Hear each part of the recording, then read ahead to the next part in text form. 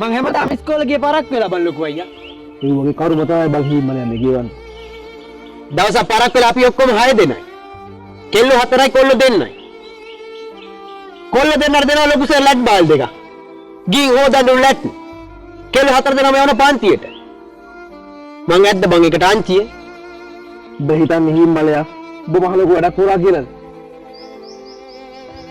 විභාග ලියන්න ගියාම 180 නෑ කිව්වා. විභාගෙට මාස 6ක් තියෙද්දි අජිත් එක්ක පැනලා කාංචනට විභාග ලියන්න දුන්නා. ඔබ කියන විදිහට හිම්මලයා ඔබට විභාග කරන්න බැරුණේ ලැට් බාල්දියක් හින්දා කියලාද? කුරුටියන් කෝටුවෙන් ගුටි කක්ක කල්පාඩම් කරේ විභාග ලියන්න බං ලොකු අයියා. අනේ බහද්දන කුලින්ද පන් හිම්මලයා. ඔබ විභාග ලියුවා කියලා කරන්නද?